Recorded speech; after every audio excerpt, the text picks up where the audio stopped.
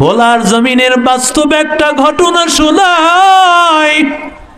আল্লাহর বান্দা আমাদের একজন বুজুর্গ আলেম ভোলার জমিনে মাদ্রাসার মাহফিলে তিনি বয়ান করলেন। আল্লাহর বান্দার দুইজন খাদেম ছিল, একটা ছাত্রের নাম হলো আব্দুর রহমান।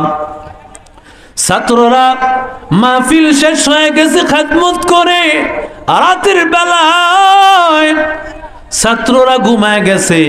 হুজুর সকালবেলা ফজরের নামাজ পড়িয়া হালকা নাস্তা করে বিদায় হয়ে চলে আসবেন। এমন সময় আব্দুর রহমান ছেলেটা হুজুরের খেদমত করতে আসছে। সকালবেলা দেখে ওর চোখের কোণায় পানি। এরে আল্লাহর বান্দা, কি তোমার ব্যথা? ওস্তাদ তোমারে মেরেছে নাকি? বলে না। তোমার শরীরে কোনো অসুস্থতা নাকি? বলে না। কোন মনে কোনো কষ্ট নাকি? বলে হযরত আমার আজ থেকে 8 বছর আগে আমার বাবা দুনিয়া থেকে বিদায় হয়ে চলে গেছে। আমার বাবা পানির মধ্যে, নদীর মধ্যে মাছ ধরতো। আল্লাহ তাআলার কুদরতি অ্যাক্সিডেন্টে আমার বাবা নদীতে বিলীন হয়ে চলে গেলে তখন আমার বয়স মাত্র 2 বছর। আমার বাবা নাকি বলে গিয়েছেন আমার মায়ের কাছে, তোমার সন্তানটাকে আলেম বানাইও, সন্তানটাকে হাফেজ বানাইও। আমার মা বড় কষ্ট করে আমাকে পড়াশোনা করায়। আমার মা কি করি আমাকে খাবার খাওয়াবেন, কি করে আমার রিজিকের ব্যবস্থা করবেন। অন্যের বাড়িতে কাজ করতে বড় লজ্জা লাগে, ভিক্ষা করতেও লজ্জা লাগে ভাই। কিন্তু উপায়ন্তর না পেয়ে মা অন্যের বাড়িতে কাজ করে যতটুকু টাকা পায় এটা দিয়ে আমার পড়ালেখার খরচটুকু, আমার পড়ালেখার খরচ চালায়। মাঝে মধ্যে ওই বাড়ি থেকে যদি সামান্য ভালো খাবার দেয়, ওই খাবারটুকু মাদ্রাসায় নিয়ে হাজির, আমারে ওই খাবারটুকু দেয়। আমি আস্তে আস্তে লেখাপড়া করতে করতে আমার কায়দাম পারা শেষ হয়ে কোরআন শরীফের সবক যখন আমি নিব, আমার সাথী সঙ্গীরা এরাও কোরআন শরীফের সবক নিবে। ওস্তাদের আবদার করলেন, কোরআন শরীফের সবক নিতেছ, তোমরা মহাব্বতে কিছু মিষ্টান্ন খাবার পরিবেশন করো, কিছু মিষ্টি খাও।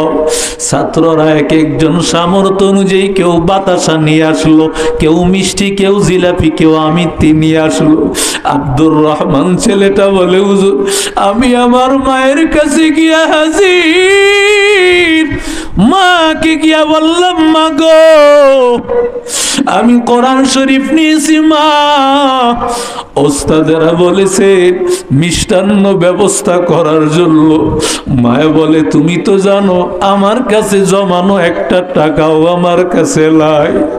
কষ্ট করে দেখি তোমার জন্য কিছু ব্যবস্থা করা যায় নাকি, অন্তত 1 কেজি জিলাপি হলেও তোমার জন্য ব্যবস্থা করতে পারি নাকি। আল্লাহর বাংলা এবার ভিক্ষা করতে করতে গিয়া কোন রকম 1 কেজি জিলাপির আয়োজন করেছে, ব্যবস্থা করেছে। ও আল্লাহর বান্দা, কিন্তু আল্লাহর কুদরত, আমার মা ওই জিলাপি নিয়ে আসতে পারে না। আর রাস্তায় অ্যাক্সিডেন্টে আমার মায়ের নাই, আমার মা দুনিয়া থেকে বিদায়। আমি গতকালকে কোরআনের হাফেজ হয়ে গেলাম। আপনি বয়ান করেছেন রাতের বেলায় যখন আমি ঘুমাইয়া গিয়েছি, রাতের বেলায় ঘুমের মধ্যে আমি তাকাইয়া দেখি আমার মা যেন ঘুমের মধ্যে হাজির হয়ে গেছে। আমার মা আমাকে নিজের হাতে গোসল করাইয়া আমার মা মাথার মধ্যে তেল দিয়া দিলেন।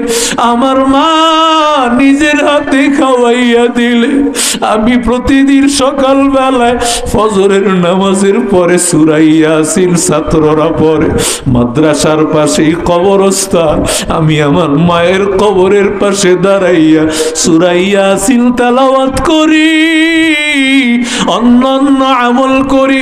আজকে সকাল বেলায় যখন দাঁড়িয়েছি আমার জবান দিয়া কোনো পড়ায় আসতেছে না, কোনো পড়ায় আসতেছে না। হুজুর বলে, কই তোমার মায়ের কবর? তোমার মার কবরের পাশে আবার লিয়া যাও। হুজুর মায়ের কবরের সামনে হাজির, তাকাইয়া দেখি কবরের উপর কিছু গোলাপ ফুলের মতো এত দামি দামি সুন্দর ফুল ফুটে আছে, মনে হয় যেন কবর থেকে তাজা ফুল উঠতেছে আর কবরের মধ্যে সুঘ্রাণ বের হইতেছে।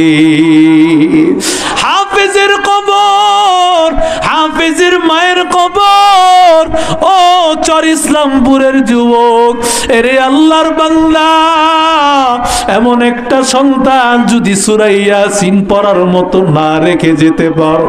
আজকে চর ইসলামপুর মাদ্রাসাটা আজকে 20টা বছর বন্ধ ছিল। মাদ্রাসার অবস্থা বড় করুন, বসার মতো একটু জায়গা নাই, ছাত্রদের বসার ব্যবস্থা নাই, পড়ালেখা করবে এমন একটু ব্যবস্থা বান্দা নাই। এরে আল্লাহর বান্দারা, কত বাড়ি করেছো, কত তোমার গাড়ি, কত ব্যাংক ব্যালেন্স, কত কিছু করেছো, এগুলো কিছুই তো কবরে নিয়ে যাইতে পারবা না। এরে আল্লাহর বান্দারা, অনুরোধ করে বলছি, নবী আমার বলেন, আনা ওয়া কাফিলুল ইয়াতীমি কাহাতাই। পয়গম্বর শাহাদাত মধ্যম আঙ্গুল, দুইটা আঙ্গুলকে মিলাইয়া আমার নবী বলেন, ও উম্মতের দল, আমি নবী এবং ইয়েতিমের জিম্মাদার। এই দুইটা আঙ্গুলের মধ্যে যেমন কোনো ব্যবধান নাই, একই সাথে আমি নবীর সাথে তারা জান্নাতে থাকবে।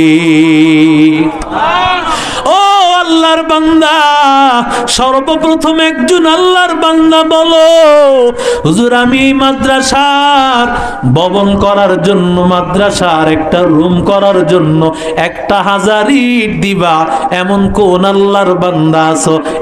1000 ইট দেওয়ার মতো সর্বপ্রথম কোন আল্লাহর বান্দা আছেন? একটু হাত